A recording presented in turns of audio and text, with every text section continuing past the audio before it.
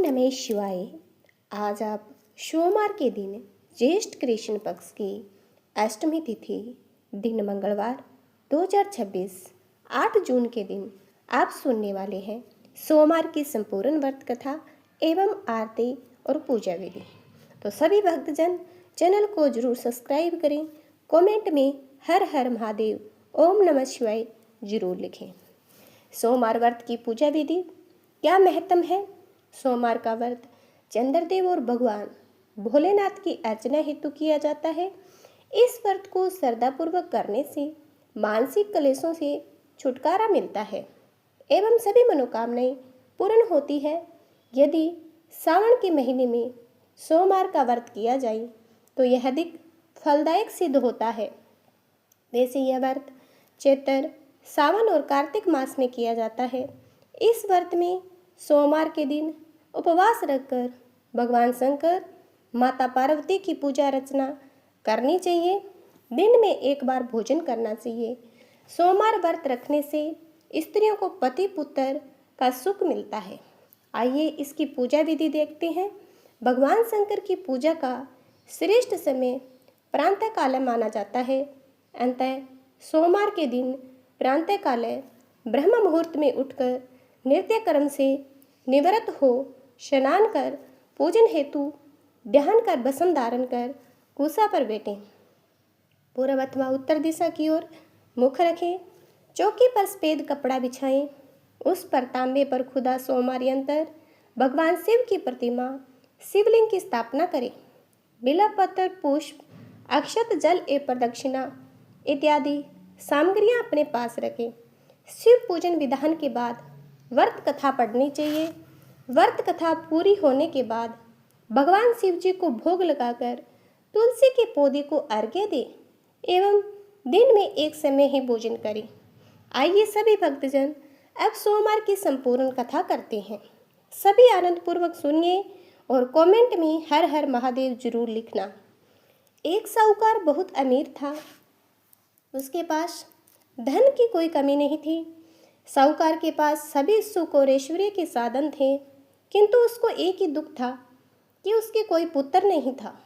दिन रात वह इसी चिंता में लगा रहता और पुत्र को पाने के लिए हर सोमवार को भगवान चंद्रदेव व शिव जी की पूजा करता एवं व्रत रखता था।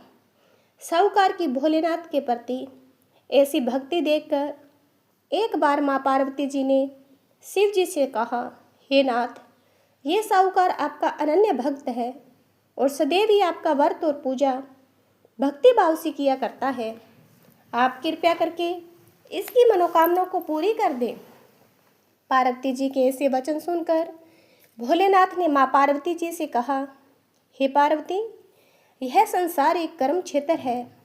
यहाँ जो भी जैसा कार्य करता है उसे वैसा ही फल मिलता है।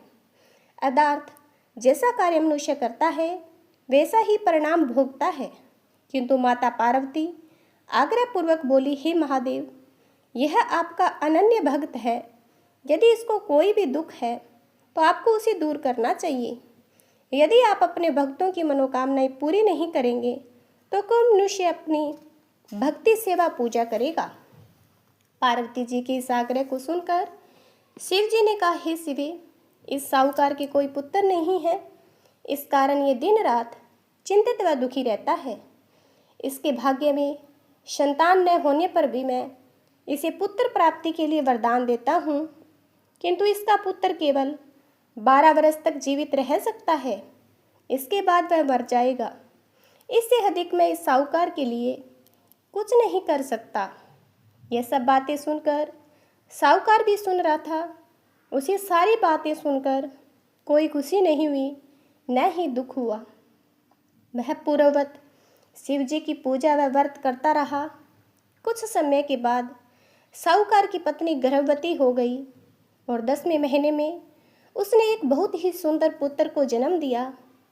साहूकार के घर में बहुत खुशियां बनाई गई, किंतु साहूकार ने अपने पुत्र की 12 वर्ष की उम्र जानकर कोई खुशी प्रकट नहीं की और इस संबंध में किसी को कोई भेद भी नहीं बताया।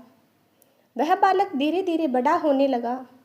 जब वह बालक 11 वर्ष का हो गया तो बालक की माता ने साहूकार से उसके विवाह के लिए कहा, किंतु साहूकार ने कहा कि मैं इसे काशी जी पढ़ने भेजूंगा। साहूकार ने अपने साले को बुलाकर कहा कि तुम इस बालक को काशी जी पढ़ाने ले जाओ और इसे विधिवत शिक्षा ग्रहण कराओ। साहूकार ने उनको बहुत सा धन देकर कहा कि रास्ते में जहाँ कहीं भी ठहरो वहाँ यज्ञ और ब्राह्मणों को भोजन कराते जाना। इस प्रकार वे दोनों मामा भांजे रास्ते में यज्ञ करते, दान देते और ब्राह्मणों को भोजन कराते जा रहे थे। रास्ते में एक शहर पड़ा। उस शहर में राजा की कन्या का विवाह था। एक अन्य राजा का लड़का बारात लेकर आया था, लेकिन वह एक आंख से काना था। लड़के के पिता को इस बात की चिंता थी कि वह वर को देखकर कन्या के माता पिता विवाह में किसी प्रकार की अड़चन ना डालें। इस कारण जब उन्होंने साहूकार के अति सुंदर बेटे को देखा तो मन में विचार आया कि क्यों न इस लड़के से विवाह का कार्य पूर्ण करा लिया जाए। यह विचार कर उसने लड़के और उसके मामा से कहा कि यदि आप फेरे व कन्यादान का कार्य पूर्ण करा देंगे तो आपकी बड़ी कृपा होगी और हम आपको बहुत सारा धन देंगे। साहूकार के लड़के और उसके मामा ने इस बात को स्वीकार कर लिया था। विवाह का काम भली प्रकार से पूरा हो गया। जब वह लड़का जाने लगा तो उसने चुपके से राजकुमारी की चुनरी पर लिख दिया कि तेरा विवाह मेरे साथ हुआ है, लेकिन जिसके साथ तुम्हें भेजा जाएगा वह एक आंख से काना है। मैं काशी जी को जा रहा हूँ। राजकुमारी ने जब इस प्रकार लिखा पाया तो उसने राजकुमार के साथ जाने से इनकार कर दिया और कहा कि यह मेरा पति नहीं है। मेरा विवाह जिसके साथ हुआ वह काशी जी गया है। राजकुमारी के पिता ने जब यह सब सुना तो उसको अपनी कन्या को विदा करने से इनकार कर दिया। बारात वापस चली गई। उधर साहूकार का लड़का और उसका मामा काशी जी पहुँचे, जहाँ लड़के ने पढ़ना शुरू किया था।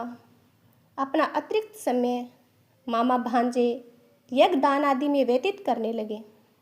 इस प्रकार कई महीने बीत गए। जब लड़का 12 वर्ष का हुआ तो उस दिन लड़के के मामा ने यज्ञ का आयोजन कर रखा था। अचानक ही लड़के की तबीयत खराब हो गई।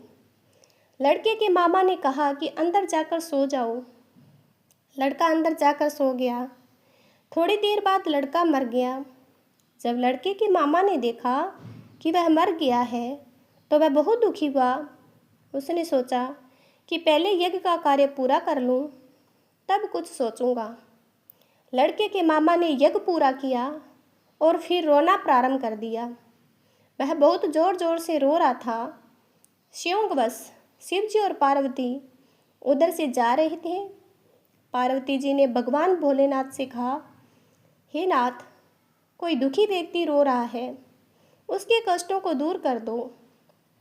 जब शिव जी और पार्वती वहाँ पहुँचे तो उन्होंने देखा कि वहाँ एक लड़का मरा हुआ पड़ा है।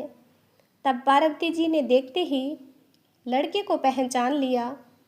पार्वती जी ने लड़के के मरने का कारण पूछा तो भोलेनाथ ने बताया, हे गौरी, इस लड़के की आयु इतनी ही थी, ये अपनी आयु पूरी कर चुका है। तब पार्वती जी ने विनम्रतापूर्वक कहा, महाराज, कृपया करके आप इस लड़के को जीवित कर दीजिए, नहीं तो इसके माता पिता इसके वियोग में तड़प तड़प कर अपनी जान दे देंगे। माता पार्वती की बात सुनकर शिव जी ने लड़के को पुनः जीवित कर दिया। शिव जी की कृपा से लड़का जीवित हो गया। शिव शंकर व पार्वती जी शिव धाम चले गए। शिक्षा पूरी होने पर लड़का और उसका मामा पहले की तरह यज्ञ करते, ब्राह्मणों को भोजन तथा दक्षिणा देते हुए अपने घर की ओर चल दिए। रास्ते में दोनों उसी शहर में आए जहाँ पर उस लड़के की शादी हुई थी। वहाँ पहुंचकर दोनों ने यज्ञ करना शुरू किया। जब ये दोनों यज्ञ कर रहे थे तो उस लड़के के ससुर यानी वहाँ के राजा ने, जो उधर से घोड़े पर बैठकर अपने सेवकों के साथ जा रहा था, उसने लड़के को पहचान लिया। राजा ने महल में ले जाकर दोनों की खूब सेवा की। कुछ समय राजा के महल में रहने के बाद लड़के ने राजा से जाने की अनुमति ली। राजा ने अपनी लड़की को लड़के के साथ विदा किया और साथ में बहुत सा धन एवं दास दासियों को भेजा। जब वे अपने शहर में आए तो लड़के के मामा ने कहा, पहले मैं तुम्हारे माता पिता को तुम्हारे आने की खबर सुना आता हूँ, तब तक तुम पत्नी सहित यहाँ आराम करो। ऐसा कहकर लड़के का मामा साहूकार को उसके पुत्र के आने की खबर देने चला गया। घर आकर उसने देखा कि उसकी बहन और बहनोई छत पर बैठे हुए हैं। उन्होंने प्रण ले रखा था कि यदि उनका बेटा जीवित लौट आया तो वह छत से नीचे उतर आएंगे, नहीं तो छत से कूदकर अपने प्राण त्याग देंगे। लड़के के मामा ने जब यह समाचार उन्हें सुनाया कि उनका लड़का जीवित लौट आया है तो उन्हें विश्वास नहीं हुआ। तब लड़के के मामा ने शपथ खाकर कहा कि आपका पुत्र अपनी स्त्री और बहुत से धन और दास दासियों सहित घर आया है। तब साहूकार और उसकी पत्नी छत से नीचे उतर आई तथा प्रसन्नता के साथ अपने बेटे और बहू का स्वागत किया। सभी प्रसन्नता के साथ रहने लगे। इस प्रकार भक्ति भाव से जो भी प्राणी सोमवार के व्रत का पालन करता है तथा प्रेम पूर्वक इस कथा को सुनता या पढ़ता है तो उसके सभी कष्ट दूर होते हैं, सारी मनोकामनाएं पूर्ण होती है और इस लोक में सभी सुख सुविधाओं को भोग कर अंत में उसे शिवलोक की प्राप्ति होती है। इस प्रकार सोमवार के व्रत को 16 सोमवार तक ही करें, फिर उद्यापन करें। इस व्रत के प्रभाव से मानवों को सभी प्रकार के सुखों की प्राप्ति होती है। इस व्रत के बारे में कहा गया है, ग्रहण आदि में जप ध्यान हवन उपासना दान आदि सत कार्य करने से जो फल मिलता है वही फल सोमवार के व्रत से मिलता है। सावन में केदारनाथ का ब्रह्मा कमल से पूजन, दर्शन अर्चन तथा केदार क्षेत्र में निवास का विशेष महत्व है। इससे भगवान शंकर की प्रसन्नता और शिव की कृपा होती है। जिसको पुत्र प्राप्ति के लिए सोमवार का व्रत करना है तो इस कथा को अवश्य सुनना चाहिए।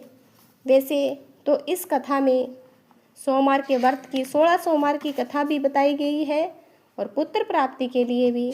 आइए सभी भक्तजन, अब हम सोमवार की आरती करते हैं, तो आप भी आनंद पूर्वक सुनिए। जय शिव ओंकारा, भज शिव ओंकारा, ब्रह्मा विष्णु सदा शिव अर्धांगिनी धारा, एकानन चतुरानन पंचानन राजे, हंसानन गरुड़ासन वृषवान साजे, दो भुज चार भुज चतुर्भुज 10 भुज अति सोहे, तीनों रूप निरखते त्रिभुवन जन मोहे, अक्षमाला वन माला रुड माला धारी, त्रिपुरारी कसारी करमाला धारी, श्वेतांबर पीतांबर भगांबर अंगे, सनकादित्य गरुड़ादित्य भूतकादित्य संगे, कर के मध्य कमंडलू चक्कर त्रिशूल धारी,